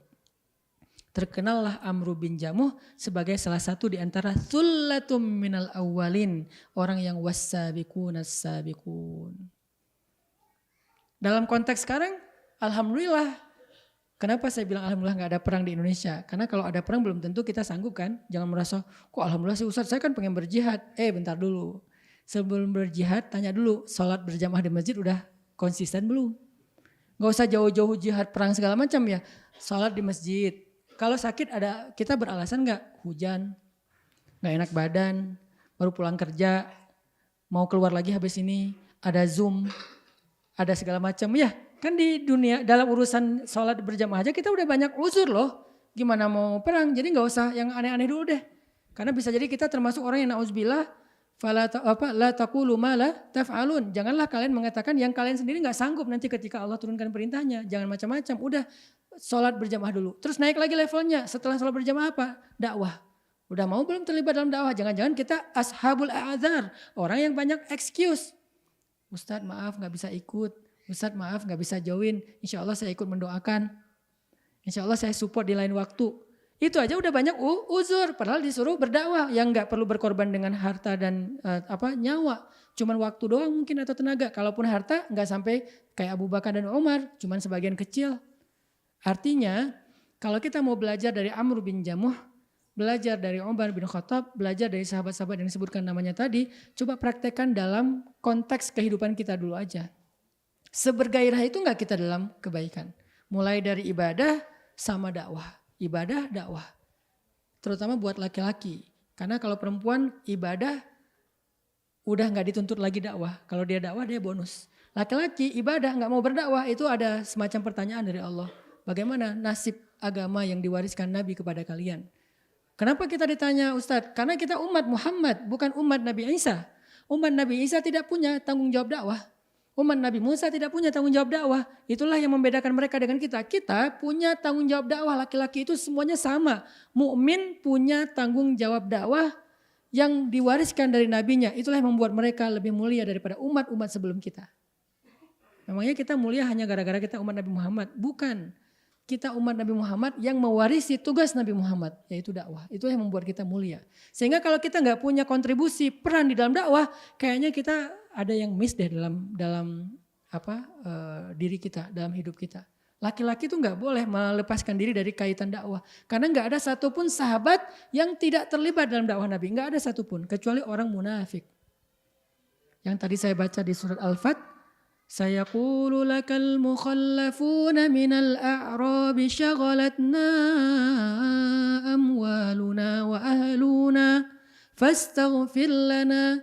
Orang-orang munafik dari Arab Badui berkata kepadamu, kami sedang banyak urusan, kami sibuk dengan harta kami, usaha kami, kerjaan kami, anak kami, keluarga kami ada yang sakit, mintalah ampun kepada Allah untuk kami. Itu namanya ashabul a'zar, orang yang banyak excuse untuk tidak mau terlibat dalam dakwah. Siapa mereka di dalam Al-Quran? Munafikun.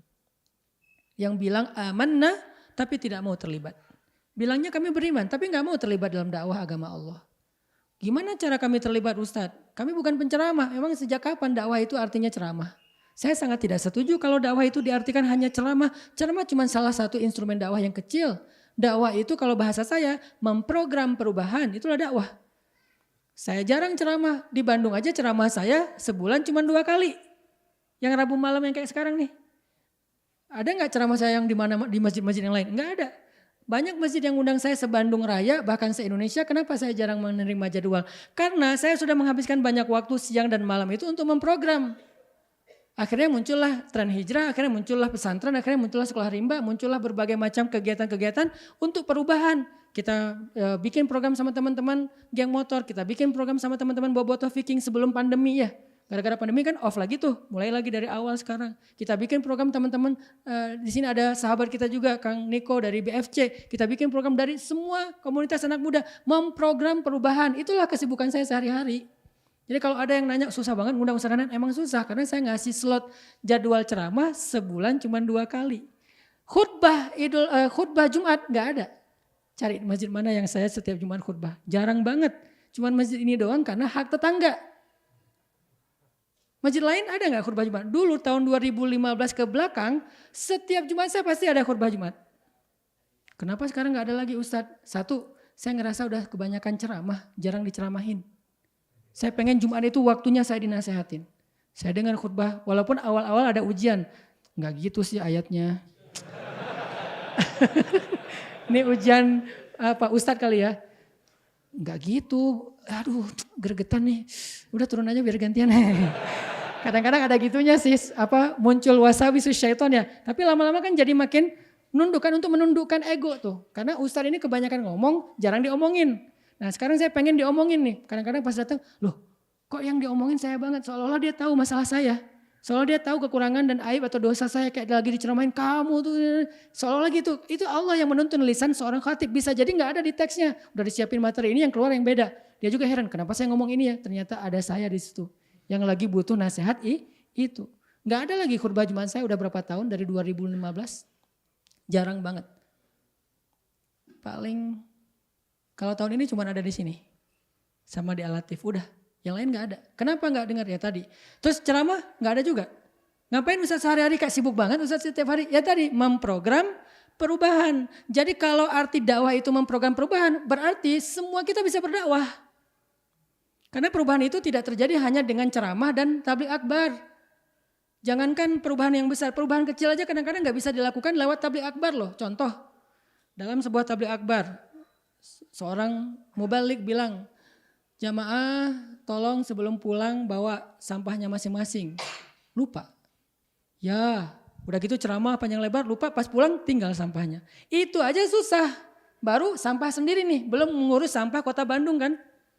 Makanya saya tidak akan mengisi ceramah kecuali ceramah itu ada hubungannya dengan program perubahan. Misalnya kita bikin tabligh akbar yang di dalamnya ada aktivasi program. Kayak dulu waktu di sini pertama kan kita bikin program sedekah sampah kan. Yang insya Allah nanti akan kita lakukan lagi setelah pandemi ini udah beres, kita akan program lagi sedekah sampah. Harus dari masjid. Kenapa? Banyak program-program yang baik tentang sosial lingkungan itu munculnya bukan dari masjid. Kita selalu mengklaim rahmatan lil alamin, padahal masjid itu sumber kebaikan. Kenapa bukan dari masjid sumbernya? Sampah itu harus jadi solusinya dari masjid. Ya kita udah coba dulu.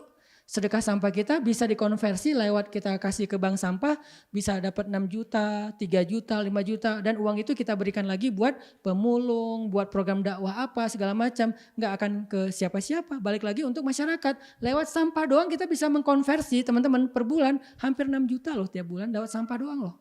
Dan itu baru 2 jenis sampah dulu kan, plastik sama kardus. Belum 36 jenis sampah seperti di Jepang loh yang kampung zero waste itu.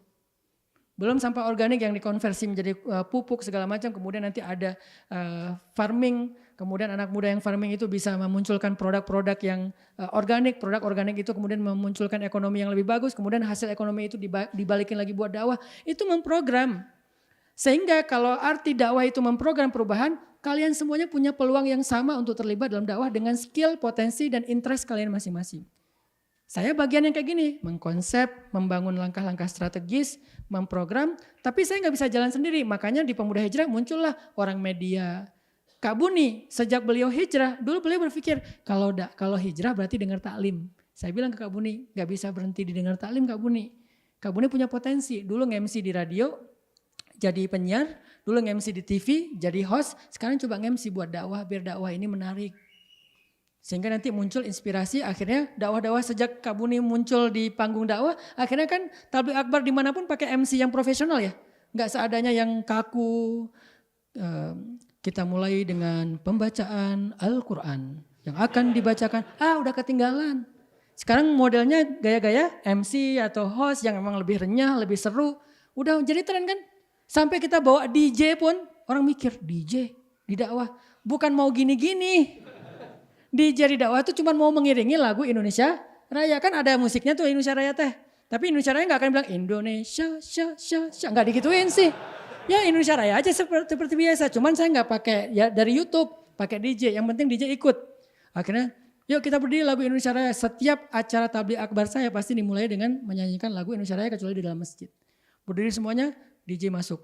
Tang tarang, Indonesia dan seterusnya. Itu peran DJ-nya cuman untuk nyanyi lagu Indonesia Raya. Setelah itu udah selesai dia. Tapi dia dengar nasihat, dia ikut sholat isya berjamaah. Akhirnya dia bilang, baru sekarang saya sholat setelah sekian puluh tahun saya gak sholat katanya. Ustadz ajak saya lagi, gak apa-apa. Walaupun cuma lagu Indonesia Raya aja saya juga gak apa-apa. Yang penting saya bawa piringan itu yang tadi saya pakai untuk maksiat. Sekarang pakai buat untuk dakwah, untuk nasionalisme. Bagi yang mengambil fikih, musik itu boleh dan saya mengambil mazhab itu. Karena musiknya untuk lagu Indonesia Raya bukan untuk lagu Alan Walker. Kayak gitu-gitu bawa siapa lagi pemain skateboard.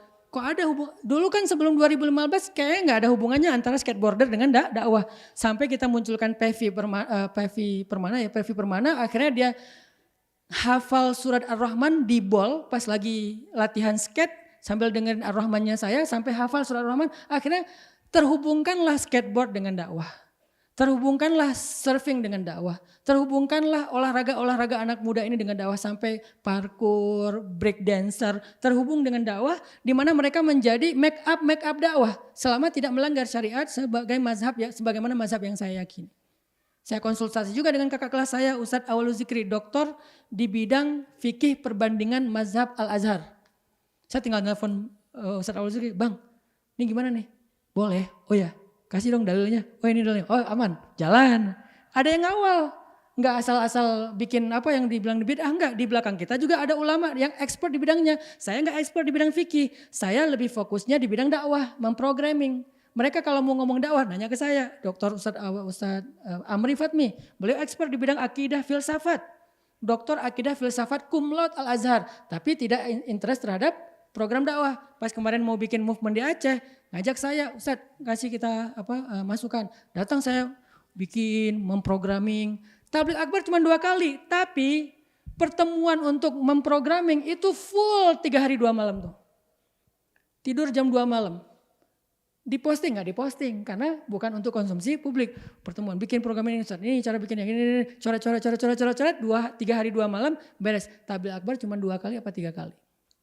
Itu yang saya lakukan, sehingga yang terlibat dalam dakwah bukan cuma ulama, bukan cuma penceramah, semua teman-teman bisa terlibat dalam dakwah. Sekarang pertanyaannya, ada nggak rasa tanggung jawab itu dalam hati kita? Saya pengen terlibat dalam dakwah. Kenapa? Saya umat Nabi Muhammad. Beda sama umat Nabi yang lain. Umat Nabi yang lain tuntutannya cuman sami'na wa ata'na untuk beribadah. Umat Nabi Muhammad risalah. Itu yang membuat kita lebih dulu masuk surga daripada umat yang lain.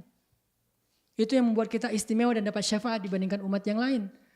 Sehingga dakwah apa yang kami bisa lakukan, Ustadz? Apapun. Pemuda Hijrah dalam sebuah dakwah movement perubahan anak muda, kita menunggu teman-teman semuanya. Makanya di grup itu ditanya, apa yang kalian teman-teman bisa kontribusikan buat dakwah? Ustadz, saya orang IO. Kemarin kita bikin forest camp. Forest camp itu kenapa kita bikin ya? Tadi ada tujuan biar anak muda itu belajar event. Nanti mudah-mudahan ke depan mereka produktif juga secara ekonomi dengan skill eventnya. Forest camp sendiri menopang, membackup kebutuhan finansial, sekolah, dan pendidikan gratis yang kita berikan di pesantren. Sekolah rimba gratis. Pendidikan santri sampai remaja gratis. Kreatif Institute gratis. Dari mana? Kan gurunya juga kita harus berikan haknya yang cukup. Bahkan kalau bisa nantinya lebih daripada standar. Dari mana? Ya tadi dari ada event yang eksklusif, ada yang pendidikan gratis. Jadi saling mensupport. Siapa yang bisa ngasih biar event ini menarik? Ada orang kreatif. Saya butuh banget nih orang-orang kreatif. Saya butuh orang-orang yang ngerti tentang farming, permakultur. Saya butuh orang yang tahu cara mengolah pupuk. Saya butuh orang yang apa? Di sini ada Kang Habil, seorang penunggang kuda, atlet memanah berkuda. Akhirnya kita punya stable, Kang Habil yang berdakwah lewat skill memanah berkudanya. Jadi nggak harus semuanya ceramah. Kalau ceramah berarti tugas dakwah cuma tugas ustadz. Ini yang terjadi pada para sahabat. Yang terakhir adalah kisah sahabat di dalam sahabat miskin ya, sahabat miskin yang datang kepada Nabi protes, kata mereka, ya Rasulullah, zahaba ahlud dusuri bil ujur, ya Rasulullah orang kaya borong pahala. Nabi nanya, gimana orang kaya borong pahala? Kata mereka, yusalluna wa kama nusalli, wa yasumuna kama nasum, wa yatasaddaquna wa la natasaddaq, wa ya'tikuna wa la na'tik. Mereka sholat, kami juga sholat. Mereka puasa sebagaimana kami puasa. Tapi mereka sedekah, kami gak bisa sedekah. Mereka membebaskan budak, kami tidak bisa membebaskan budak. Berarti mereka borong pahala ya Rasul. Protes sahabat-sahabat yang miskin. Akhirnya Nabi bilang, setiap tasbih sedekah, setiap tahmid sedekah, setiap takbir sedekah, tersenyum itu sedekah, memindahkan diri dari jalan sedekah. Itu gara-gara sahabat miskin protes terhadap sahabat kaya. Gara-gara mereka beramal dengan amalan yang orang miskin tidak bisa beramal, yaitu bersedekah. Ada rasa cemburu kayak gitu teman-teman. Mudah-mudahan apa yang tadi kita dengar dari kisah-kisah inspirasinya para sahabat bisa mendorong kita untuk berlomba-lomba dalam kebaikan, meraih derajat sullatun minal awwalin wa qalilun sedikit dari golongan kita yang punya semangat was-sabiqun as-sabiqun.